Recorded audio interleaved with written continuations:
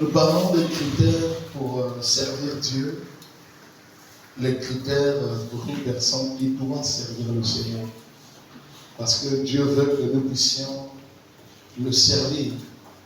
Servir Dieu, c'est un travail très noble, c'est un travail très bénéfique, c'est un travail glorieux, un travail qui paye bien.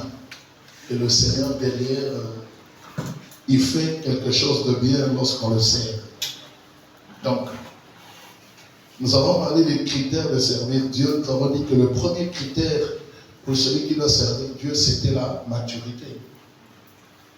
On ne peut pas servir Dieu si on n'est pas mature, sinon on risquera de ne pas comprendre ce qu'on est en train de faire.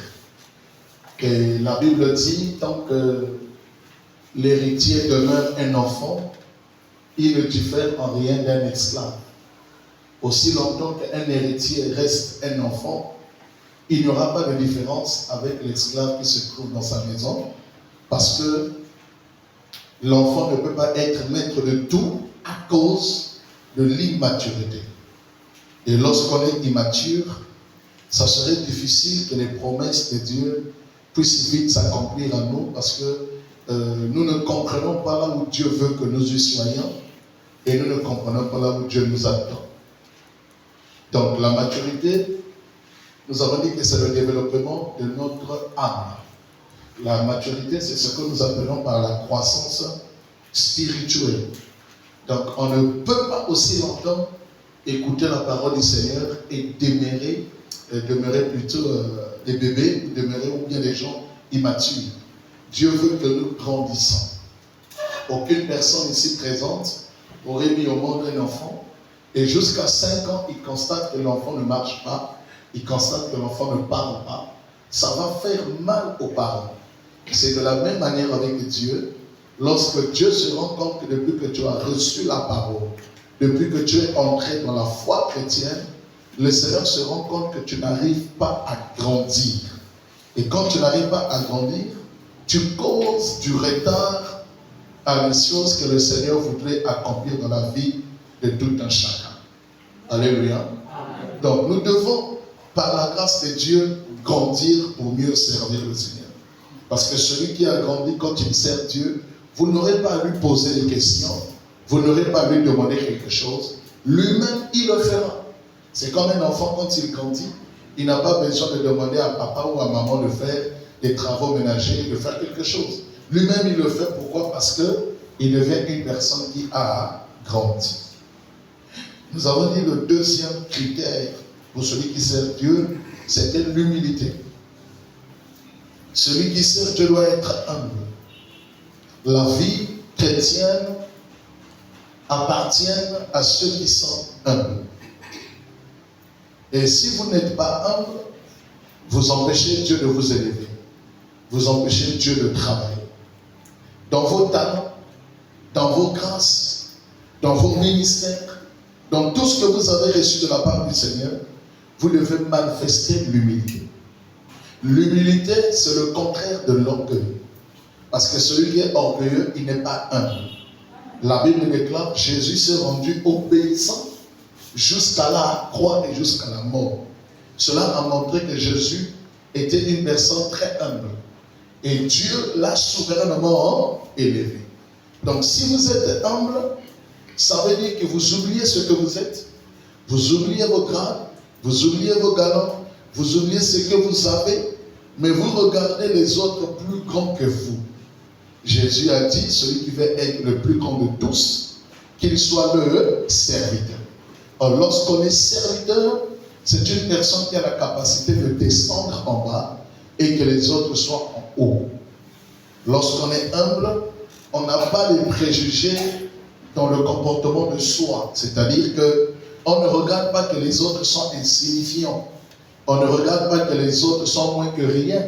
On ne regarde pas que les autres ne connaissent pas. On ne regarde pas que les autres n'ont pas de la valeur. Non. Lorsqu'on est humble, on donne de la valeur aux autres.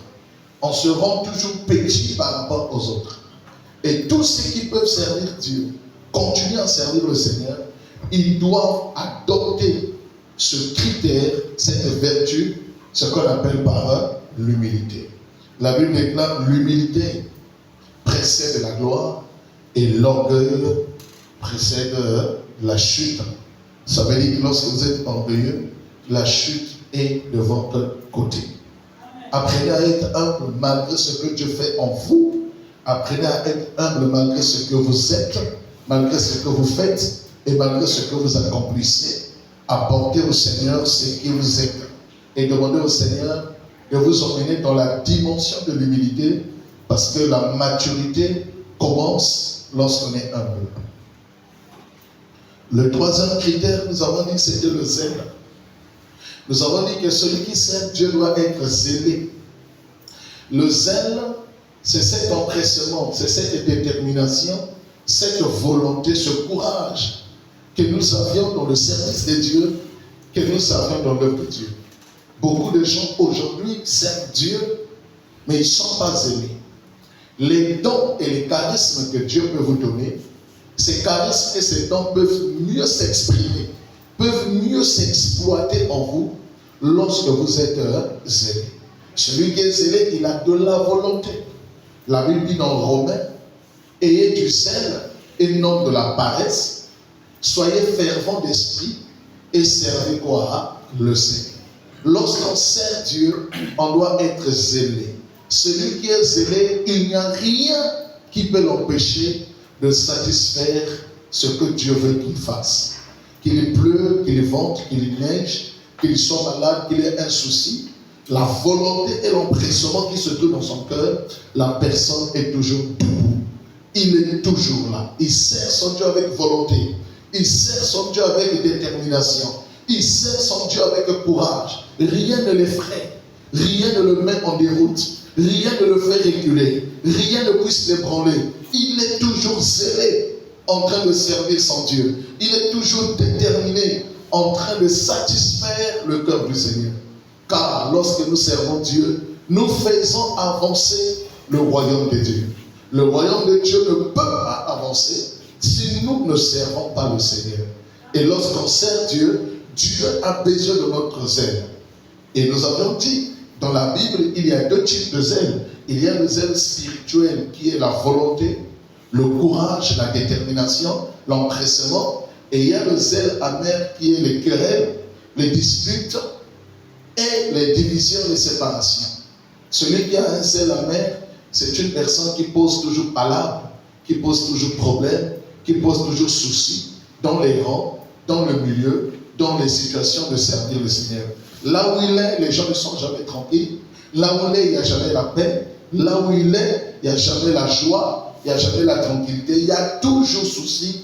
Soit que les gens vont discuter, soit qu'il va créer problème aux gens. Mais il est tous les jours là. Il est tous les jours dans le service. Mais le zèle là cache un vice. C'est ce qu'on appelle le zèle amer. Et Dieu ne veut pas que nous puissions le servir avec un zèle amer, mais bien au contraire avec un zèle spirituel. Le zèle amer, c'est lorsqu'on sert Dieu pour attendre un intérêt.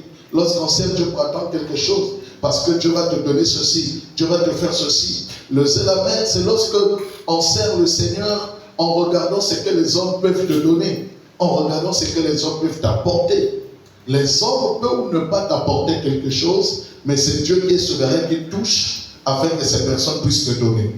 Lorsqu'on sert Dieu avec zèle, on ne regarde pas aux humains, mais on regarde à Dieu à qui nous sommes en train de servir, parce que c'est lui qui nous bénira. Mais celui qui a le zèle amer, il va créer toujours problème. Il va créer toujours situation. Il a toujours des problèmes. Les autres ont toujours tort. Les autres ont toujours des problèmes. Lui, il a toujours raison. Il trouve toujours des fautes sur les autres. Il trouve toujours des fautes sur la vie des autres. À ce moment-là, vous ne pouvez pas bien servir Dieu, parce que dans ce monde ici présent, personne n'est parfait. Tous nous avons des défauts, des erreurs et des faiblesses. Et si vous passez votre temps à regarder les faiblesses des autres, à regarder les défauts des autres, le résultat final, vous n'allez pas bien servir le Seigneur. Il y aura discussion, il y aura palabre et il y aura querelle. Et là où il y a les querelles, l'Esprit de Dieu n'habite pas. Là où il y a des discussions, l'Esprit de Dieu ne peut pas y habiter. Alléluia. Là où il y a le zèle amer, il y a la concurrence. Là où il y a le zèle amer, il y a la vitesse de soi. Là où il y a le zèle amer, on démontre qu'on connaît plus que les autres. Là où il y a le zèle amer, on prouve que les autres sont moins que rien. Là où il y a le zèle amer, on veut montrer que sans vous, rien ne peut se produire. Ça, c'est le zèle amer. Dieu veut que nous puissions avoir un zèle spirituel qui a pour but principal d'élever Dieu et de faire avancer l'œuvre du Seigneur. Alors, je suis au troisième critère. Le troisième critère, c'était lorsqu'on sert Dieu, on ne doit pas être négligent. Jérémie dit que maudit celui qui fait avec négligence l'œuvre de l'Éternel. La négligence aujourd'hui tue beaucoup de gens. Que ce soit même dans nos maisons, que ce soit même dans ce que nous sommes, dans ce que nous sommes en train de faire. La négligence n'est pas loin de la paresse. La plupart des gens paresseux, c'est des gens qui sont négligents. Et Dieu ne veut pas que nous puissions servir et le servir avec négligence. La négligence, c'est quoi? C'est l'abandon de ce que tu fais. La négligence, c'est quoi? C'est de ne pas faire un travail avec soin. Mais tu fais un travail malgré toi. Tu fais un travail seulement par enfant. Tu fais un travail, laisse-moi seulement le faire. Mais tu ne le fais pas avec prudence. Tu ne le fais pas avec soin. Tu ne le fais pas avec excellence. Tu ne fais pas bien les choses.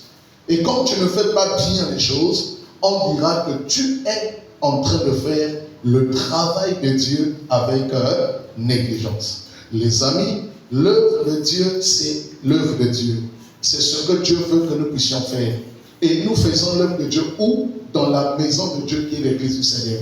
C'est aussi longtemps qu'on le fait avec détermination, Dieu derrière nous bénira. Mais si on le fait malgré nous, pour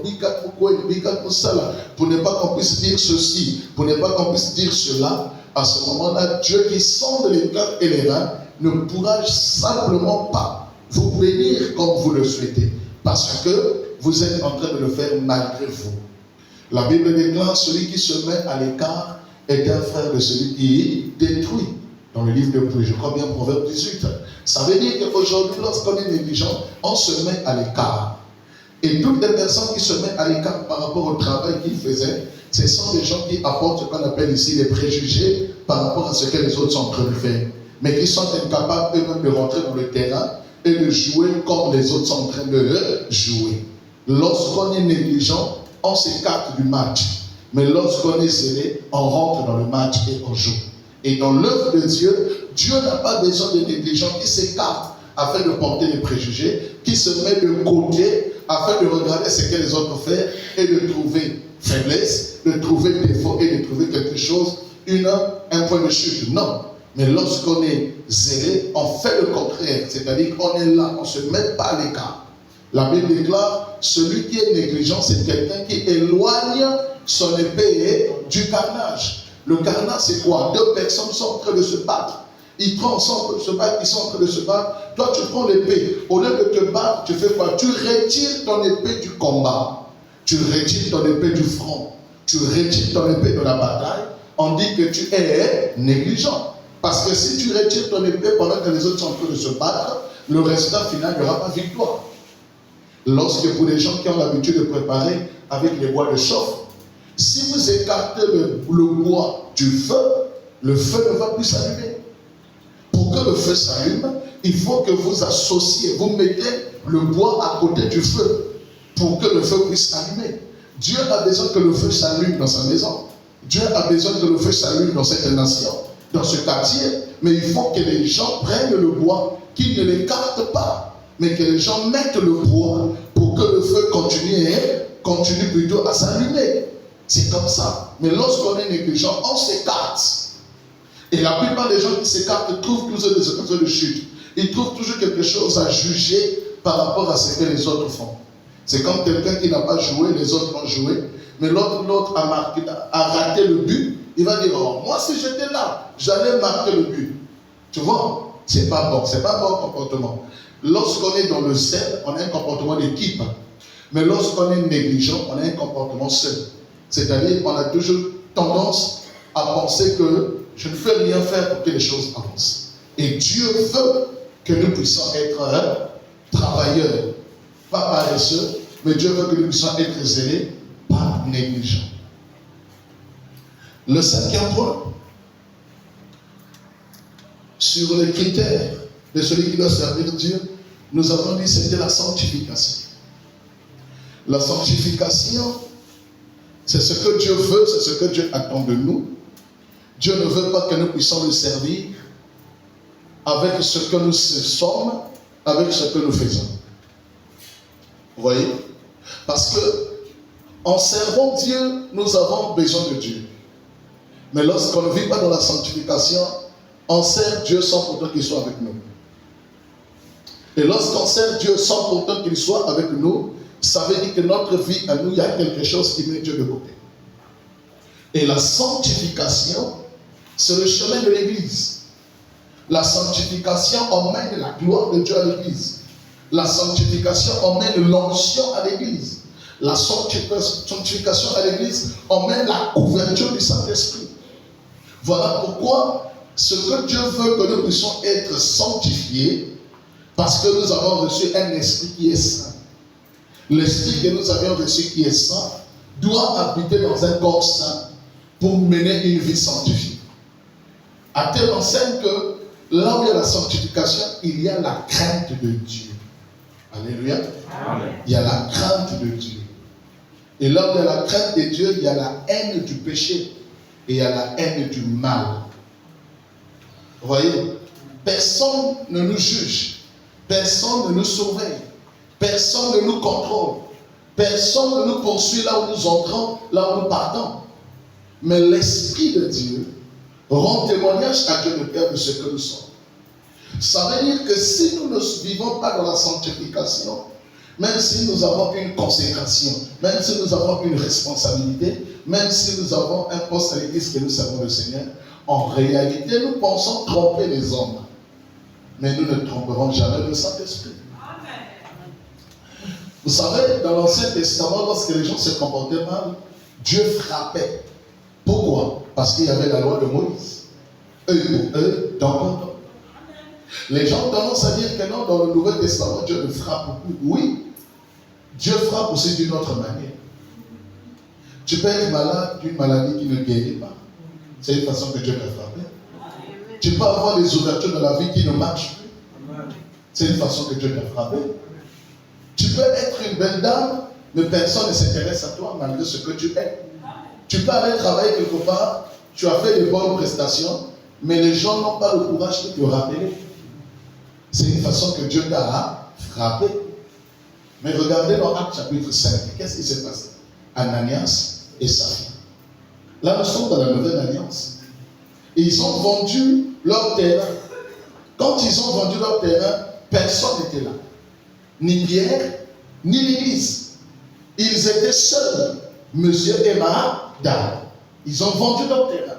Mais quand la loi dans l'Église primitive disait, celui qui vendait son terrain devait apporter une partie du prix à l'Église.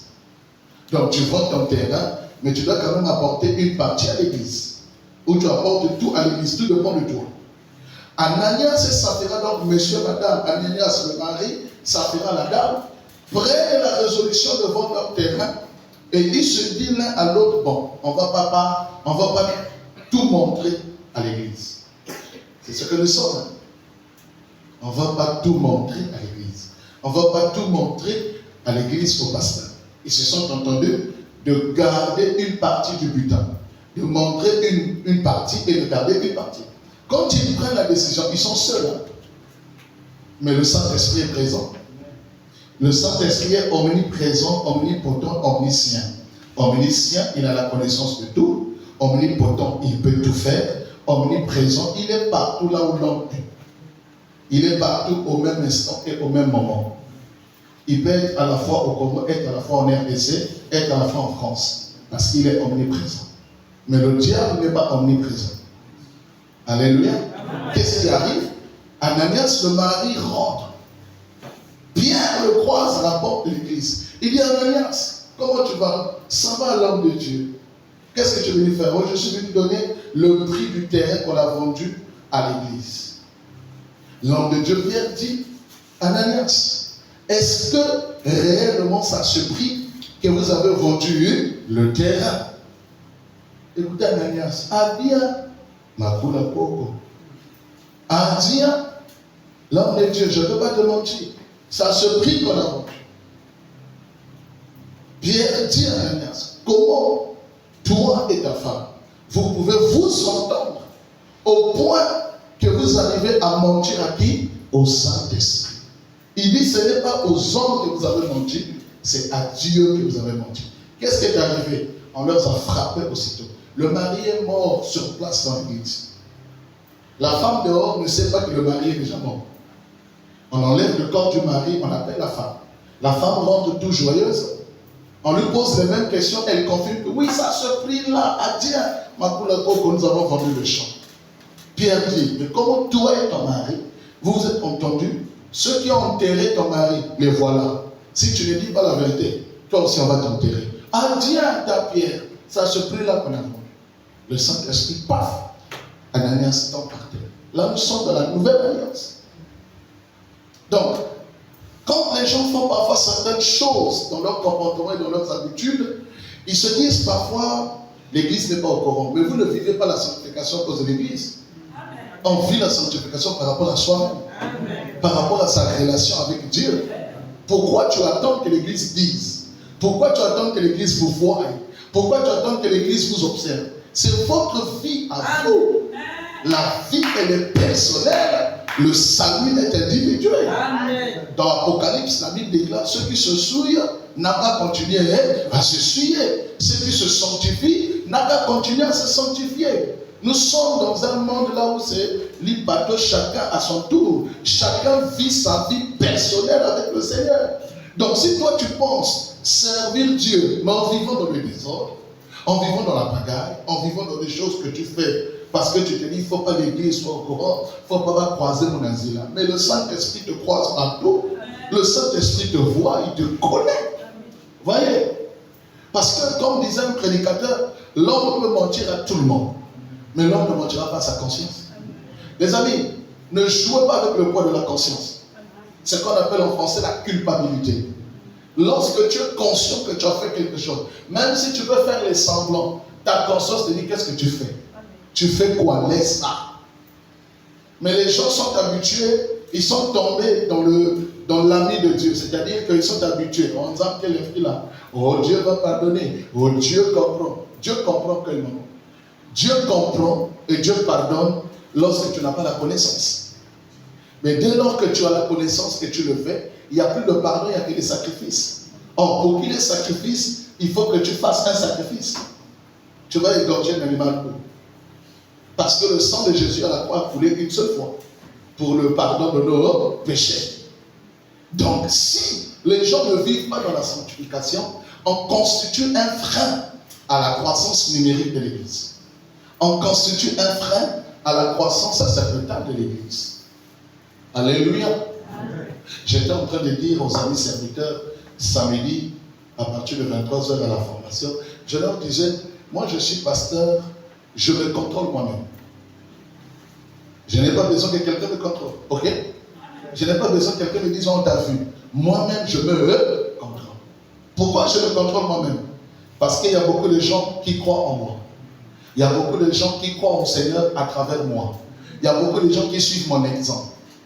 Donc, à telle enseigne que dans ma marche et dans ma conduite, je fais attention à ce que je fais. Je n'ai pas besoin que quelqu'un me regarde, ça c'est le pasteur. Moi-même, je dois savoir, là, je ne peux pas rentrer. Ça, je ne peux pas toucher. Moi-même. Ici, je ne peux pas me soulager. Je ne peux pas me soulager dans la rue.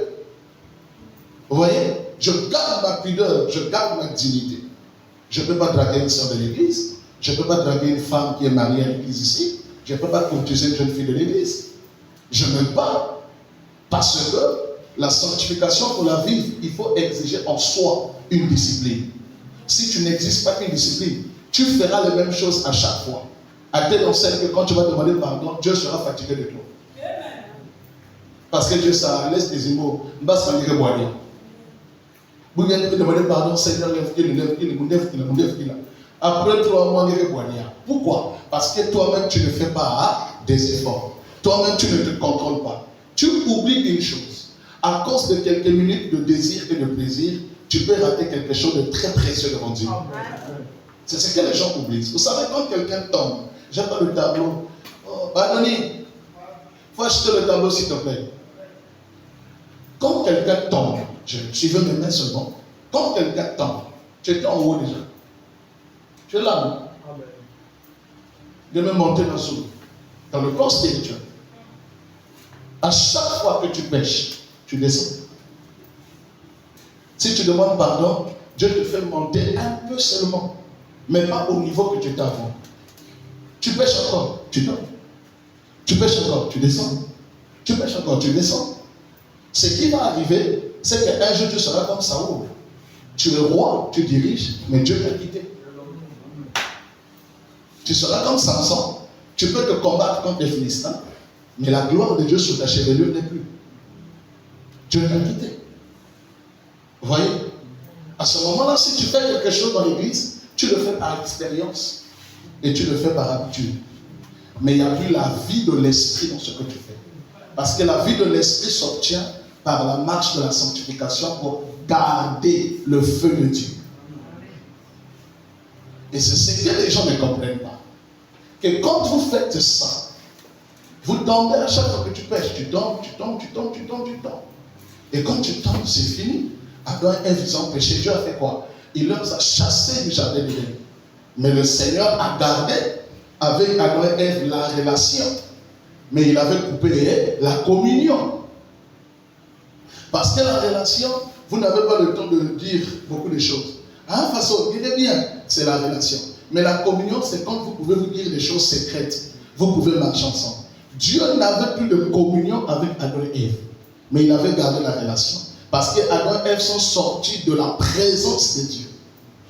Voilà pourquoi on ne vit pas la sanctification par rapport au pasteur que je suis. Ah, peut-être papa, non. Ah, peut-être ah non, parce qu'il y a un Israël qui a ça. Non. On ne vit pas la sanctification par rapport à un homme de Dieu. On ne vit pas la sanctification par rapport à une église.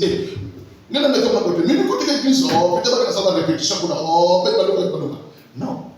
Non. Tu ne fouilles personne. Ne fouillez pas ce qui n'a pas la capacité de tuer l'âme et le corps. Mais fouillez Dieu qui a la capacité de tuer l'âme et le corps. Et je dis non, il tombe des feux. Donc, si vous êtes enfant de Dieu, je vais vous donner seulement un exemple. Dites-moi, vous êtes là présent. Quand vous péchez, est-ce que vous avez la même vitesse de prière qu'avant? Répondez-nous. Pourquoi?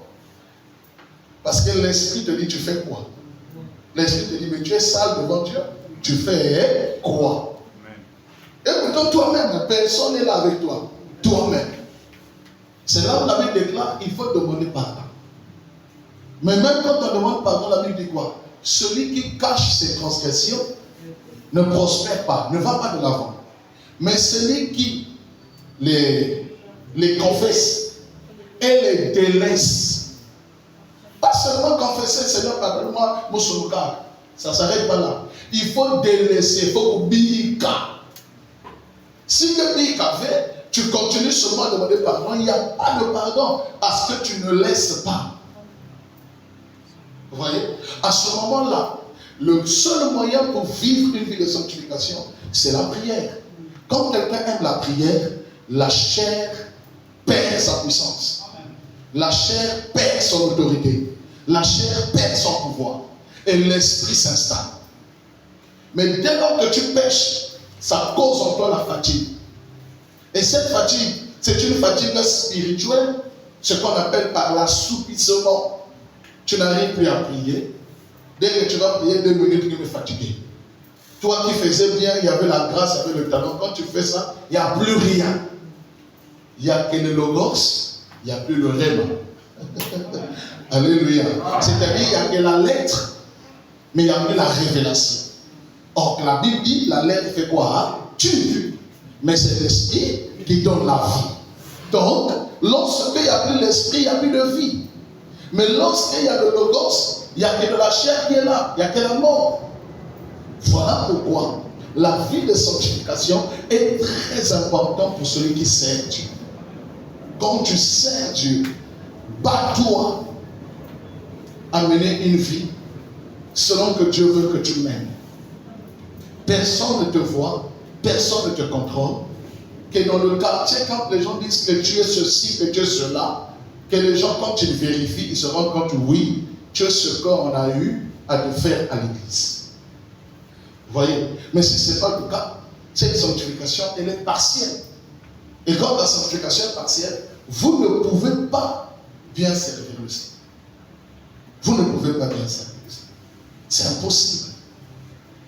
Parce que vivre dans le mal, vivre dans le péché, c'est comme garder un cadavre sous le lit. Le résultat final, c'est que l'odeur sentira toujours et les gens sauront qu'il y a un cadavre. Le péché a une odeur. Je n'ai pas envie de faire un enseignement sur le péché ce soir, mais ce que je peux vous dire, quand quelqu'un vit dans le péché, même sa physionomie physique change.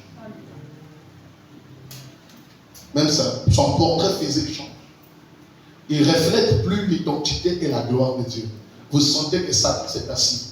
N'oubliez jamais, quand on pêche, Satan se glorifie. Et Dieu est dans la honte. Du coup, Dieu n'a plus la capacité de combattre pour toi. Parce que le diable va trouver une pierre d'achoppement. Le diable va trouver un moyen de t'accuser. Il va dire, oh, comment tu le bénis? Regarde ce qu'il fait. Oh, mais comment tu le bénis? Regarde ce qu'il est en train de faire. Du coup, Dieu se tue. Vous voyez? Voilà pourquoi, à l'église, nous prêchons la sanctification. Et quand on prêche la sanctification, cela ne voudrait pas dire, bien aimé, que nous, on n'a pas de désir. Tout homme, toute personne a des désirs d'aller avec un homme, d'aller avec une femme, envie de boire, moi ça m'a dit, envie d'aller en boîte de nuit, envie d'aller en veille, envie de jouer aussi, bon, mais à cause de la parole de Dieu qui vient dans notre vie, c'est cette parole qui crée une séparation. Et cette séparation pour nous donner libre, que nous puissions bien manifester une vie de sanctification. C'est ça. Du coup, toi-même, quand tu viens à l'église, tu t'assois, tu commences à rendre grâce à Dieu, ta conscience est pure. Ton esprit ne te reproche rien. Mais quand tu pries, toi-même tu sens, là, je fonce. Samson a fait ça, il a essayé de se battre comme les autres fois.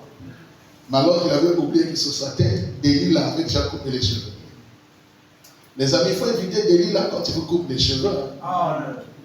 Parce que le temps que ces cheveux-là vont pousser, ça prend du temps. On va bien te taper et te gaspiller. Les cheveux, c'est quoi? C'est le temps. Les cheveux, c'est quoi? C'est la grâce de Dieu sur toi. Les cheveux, c'est quoi? C'est le ministère. Les cheveux, c'est quoi? C'est les talons. Quand tu délies là, qui est l'image du diable, te coupe ça. Même si tu vas essayer de te battre, tu es seul. Parce que Dieu n'est plus là. Alléluia. Amen. Bon, ça, on en parlera plus tard. Un autre jour, on fera un enseignement complet sur la sanctification et la crainte du Seigneur.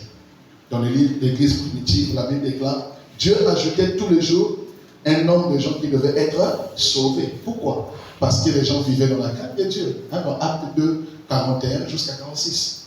Il y avait la communion fraternelle, il y avait la fraction du pain et il y avait la crainte de Dieu.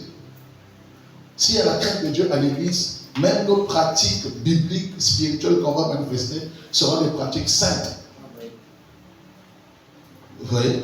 Je vous ai donné le témoignage la semaine dernière. Il y a une église au Nigeria, là où le pasteur fait un culte comme ça. Il met une grosse bassine devant l'estrade et chaque personne vient, surtout les femmes.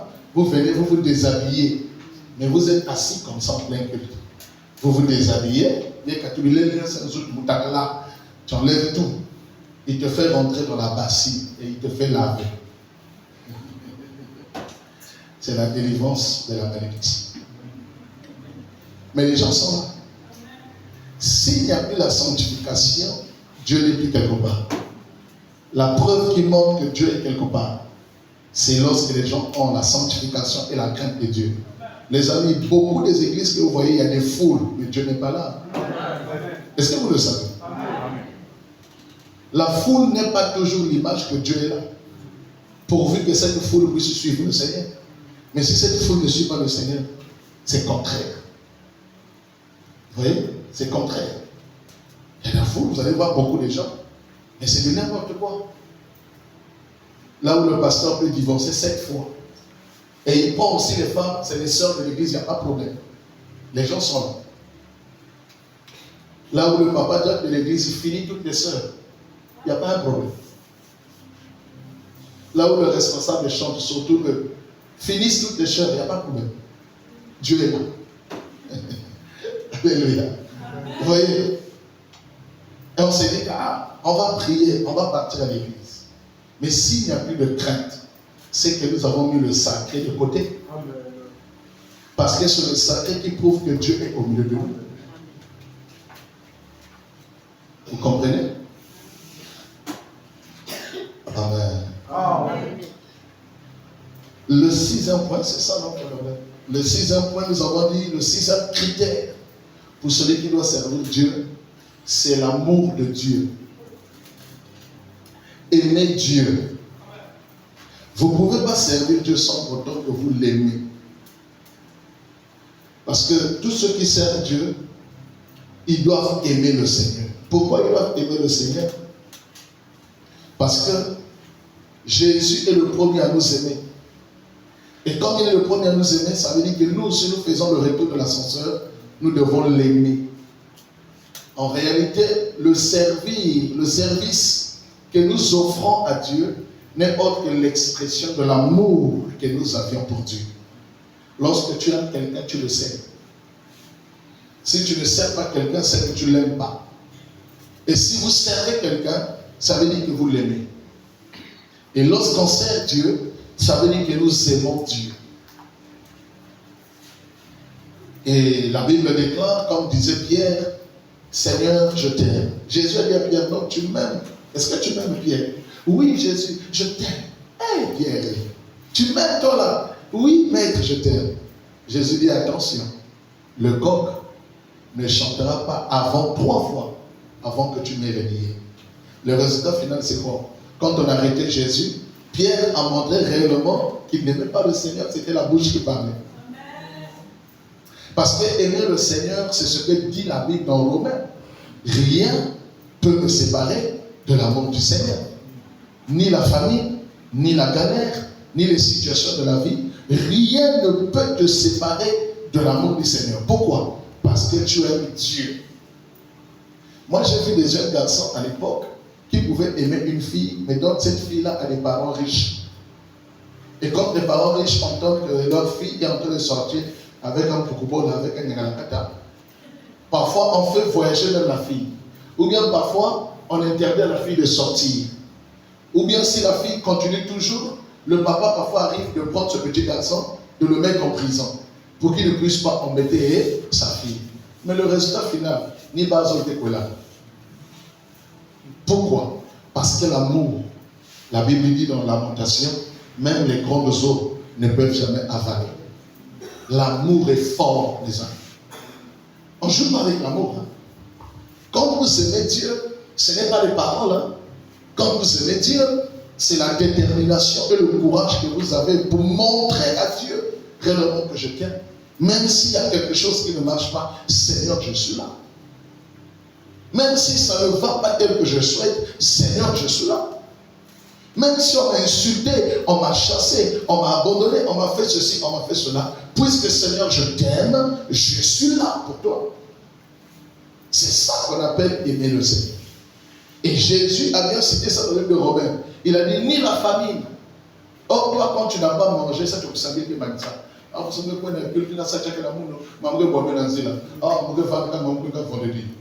ça, c'est quoi? C'est la famille qui t'a fait reculer.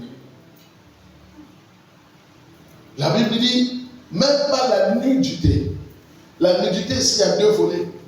Il y a le premier volet qui veut dire manquer les habits. Vous savez, moi je connais des églises élevées, si vous aimez bien s'appeler pour la culte, vous devez se gêner dans le culte. Donc quand tu manques des habits, la personne se sent gênée. Ah, je vais parler à la prière parce que Boubouya va t'aller à dimanche. Maintenant, si vous connaissez dimanche, pas t'aider à Boubouya, ah, avec. Vous pouvez changer ma Boubouya. Mais Jésus dit, même pas la nudité qui va te séparer de l'amour du Seigneur. Vous voyez? Et l'autre volet de la nudité, c'est lorsque tu vis la chasteté, tu n'as pas de femme, tu n'as pas de mari, mais ce n'est pas ça qui t'empêche d'aimer le Seigneur. Ce n'est pas ça qui t'empêche de servir le Seigneur. Vous voyez? Jésus dit, même pas la tribulation, même pas la persécution, même pas la maladie ne pourra vous séparer de l'amour du Seigneur. Alléluia. Amen. Donc, servir Dieu, nous devons l'aimer. Et c'est très important. Waouh, l'heure est partie. Bon, c'est pas grave. Je vais parler pendant 10 minutes. Le 7e critère. Je vais parler de la maîtrise de la langue.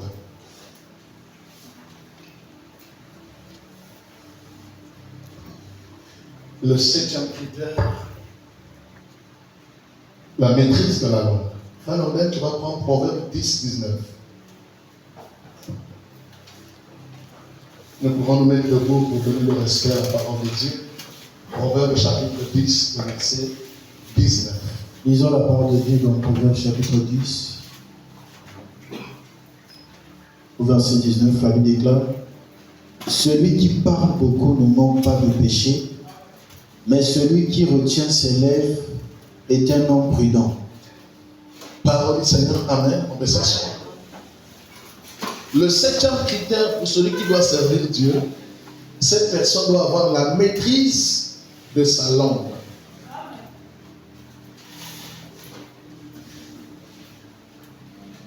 La maîtrise de la langue est le domaine le plus élevé de la maturité.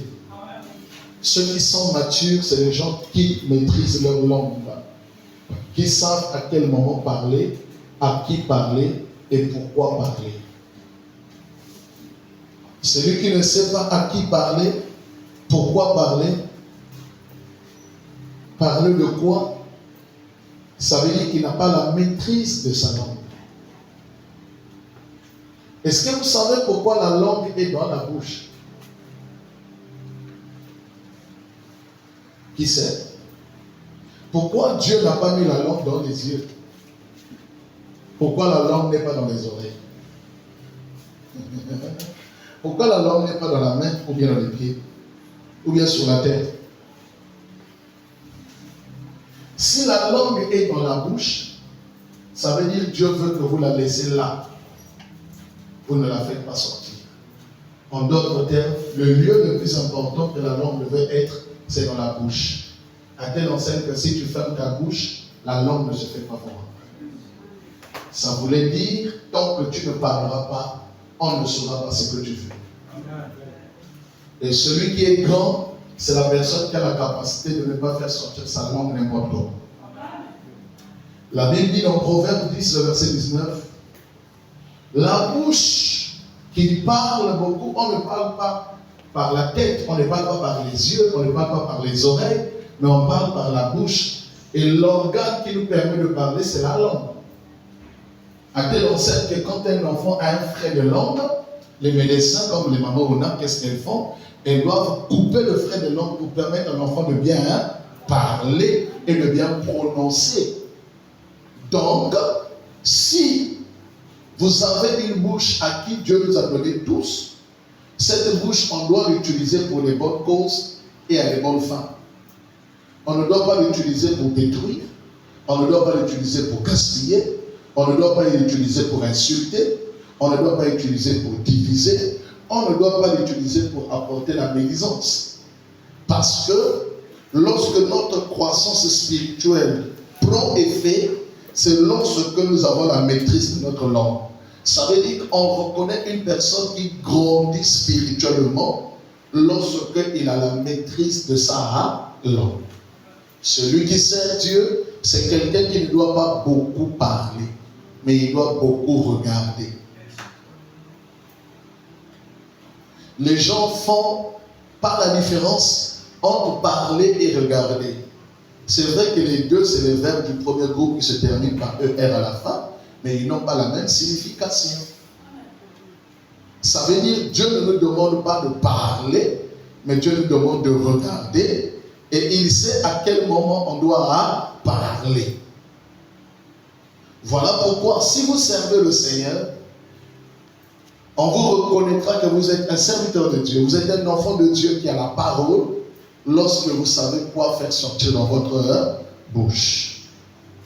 On ne peut pas servir Dieu lorsque nous n'arrivons pas à discipliner notre langue.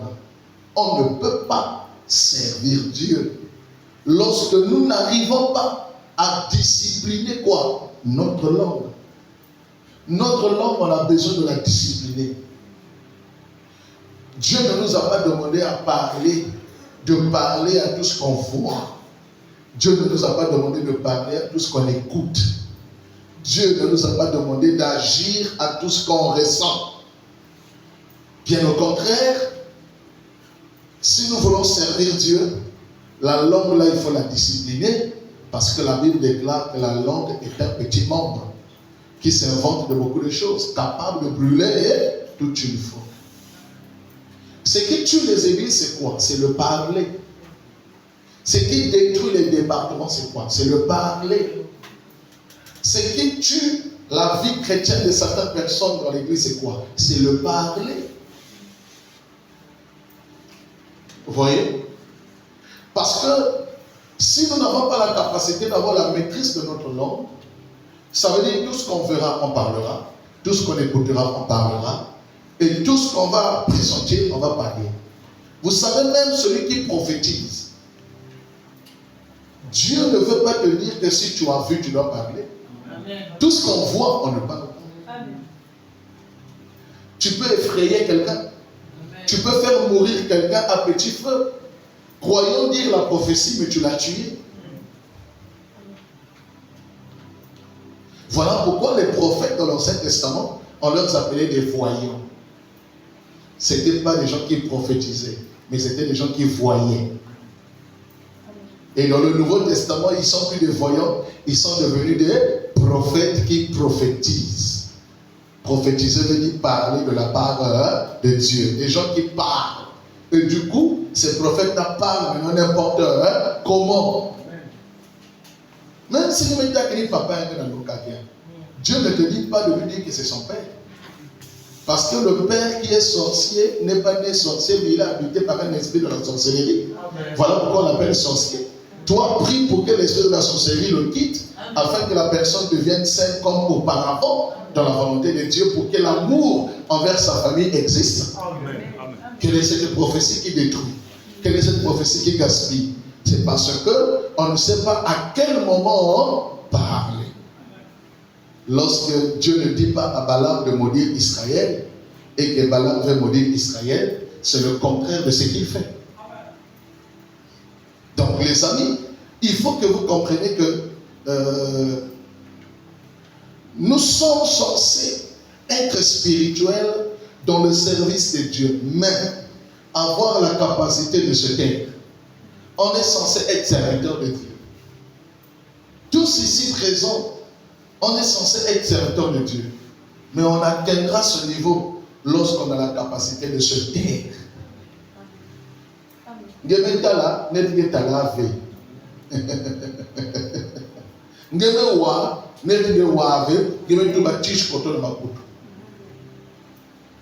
Sentir l'esprit ensemble. Sentir. Mais tout ce que tu ressens ne te demande pas de parler.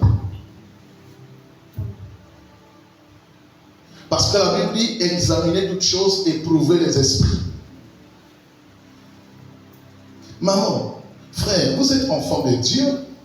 Il faut que vous arriviez à la capacité de savoir se taire. Est-ce que vous savez, si votre mari ne prie pas avec vous, il n'est pas obligé de connaître ce qui se passe à l'église? Amen.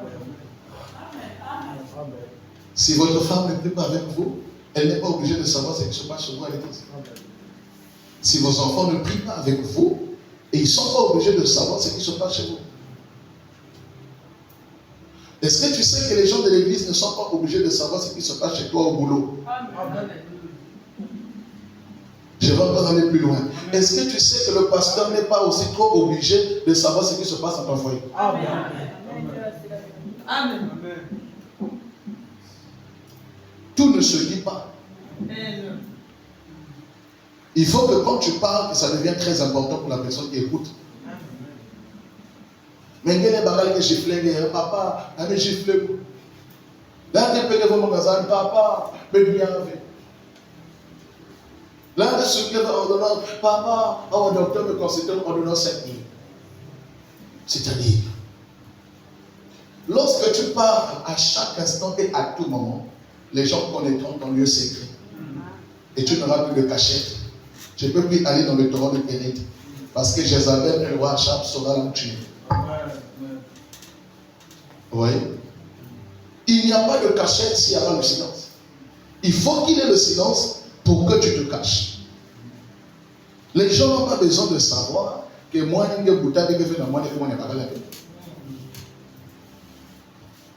si tu les dis ça, ça va leur apporter quoi? Les gens ne sont pas obligés de savoir que non, vraiment, il y a pas de ça, il y a côté de Fandaga, il y a une place à pouvoir. Maintenant, ça ne veut pas se communiquer à la télé. Ou bien avec ça à la radio. On n'a pas besoin de savoir. Dieu dit, quand tu veux prier, rentre dans le lieu secret. Le Dieu qui voit dans le secret t'entendra. Or, pour arriver à rentrer dans le lieu secret, il faut savoir garder ce que tu sais et ce que tu connais. Parle quand c'est nécessaire. Parle quand c'est nécessaire. La Bible dit quoi? Celui qui parle beaucoup ne manque pas de péché. Mais celui qui retient sa langue est comment? Prudent. C'est clair. Il y a des gens il y a des réunions qui sont il y a des sacs qui sont il y a des églises qui sont il y a des quartiers qui sont. Et celui qui ne parle pas, et c'est toi qui parles, c'est vrai, c'est toi qui commets plus de péché. Parce qu'en parlant, tu ne sais pas ce qui sort de ta bouche. En parlant, tu n'as plus la maîtrise de ce que tu dis. En parlant, tu ne contrôles plus tes pensées. Dès que la pensée est conçue, la bouche l'exprime. Vous voyez? Parce que la bouche n'est que le résultat de la pensée. La bouche, la Bible dit, c'est l'abondance du cœur que la bouche parle.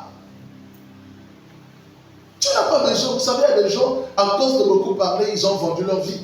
À cause de beaucoup parler, il a révélé les sorciers. À cause de beaucoup parler, il a révélé le diable. À cause de beaucoup parler, il a réveillé les combats. Il y a des choses qu'il faut parfois essayer de gérer d'abord seul. Il ne faut pas que d'abord que le pasteur sache. Gère d'abord toi-même. Manifeste d'abord ta foi. Exerce d'abord ce qui s'appelle au hospital dans la mécanique. Pour qu'un jour de testimonial. Il y a même notre papa, il y a même notre pasteur, il y a même papa, je t'ai laissé un message, tu as vu, moi ici chacun va, hein. Je t'ai dit. Aux hommes, on a entendu un dégué, ni. Biyaoula, biyaoula.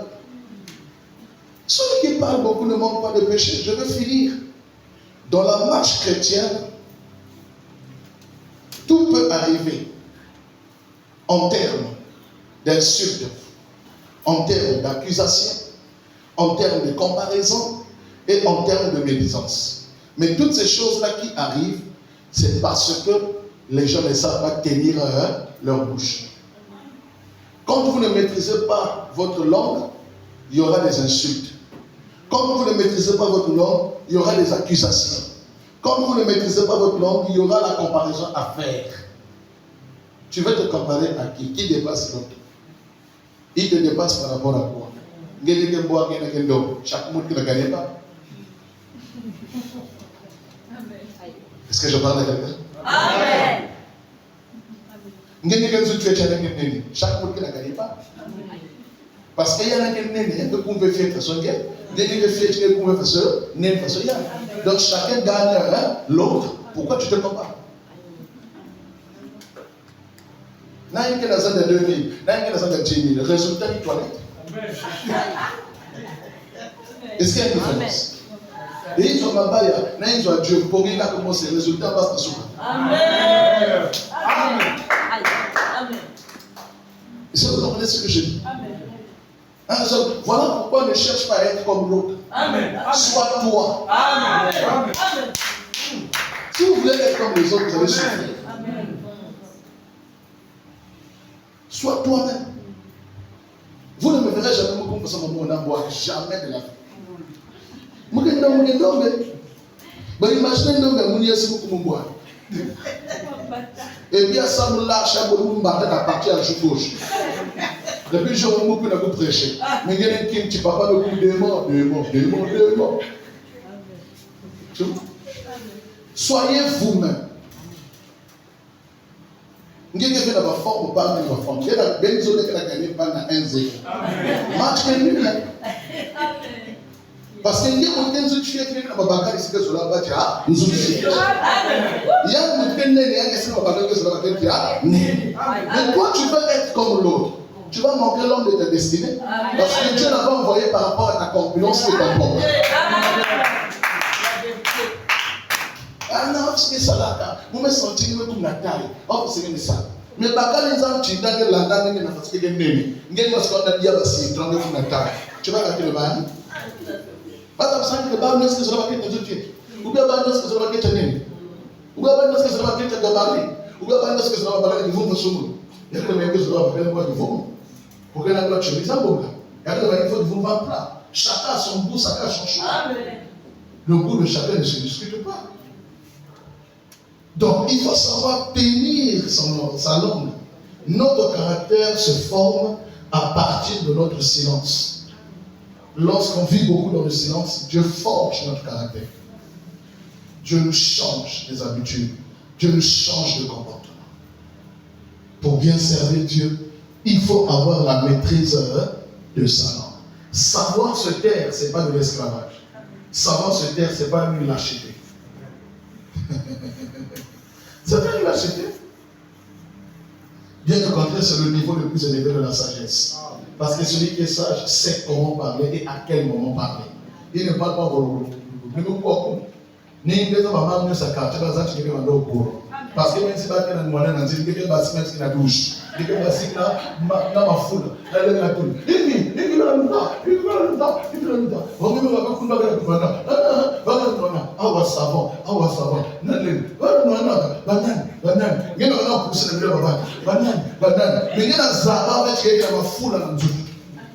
ou bien même tout cas les gens qui n'essayent pas de mutaka, les gens albert le noir pour tirer le lit.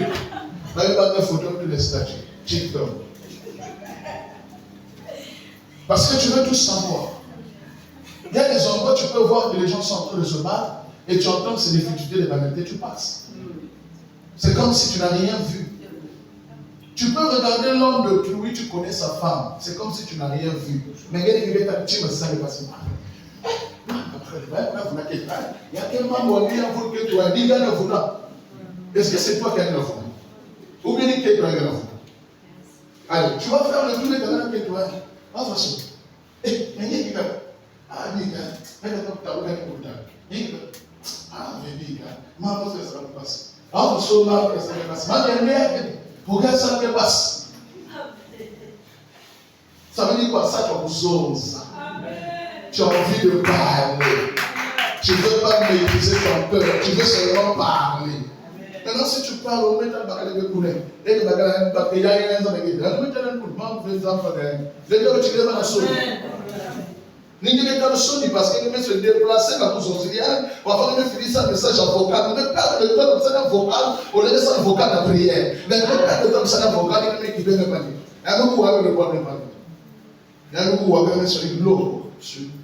L'eau. Il y a beaucoup. Il y a des choses à dire. Oh, jamais voir. Il y a beaucoup à dire vocal. Il y a des choses où il y a l'eau. Il y a voir. Parce que tu parles. Quand vous parlez d'eau, les gens vont vous fuir. Les gens ne seront pas à côté de vous. Et si vous voulez bien servir Dieu, il faut maîtriser votre langue. Je vais continuer ça pour le dire en acclamant le Seigneur.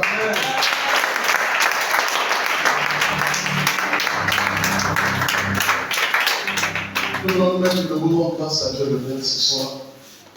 Nous allons rendre grâce à notre Dieu qui nous garde et qui combat pour nous. Chacun va élever sa voix et remercier le Seigneur pour la parole de ce soir. Et le monde va être priant et continuer. Alléluia. Nous avons Alléluia. nous laissons en tes saintes mains. Jésus, tu es merveilleux, tu es puissant, Seigneur. Celui qui Je te rends grâce, je te loue. merci pour ta parole. Merci pour ta parole de ce soir.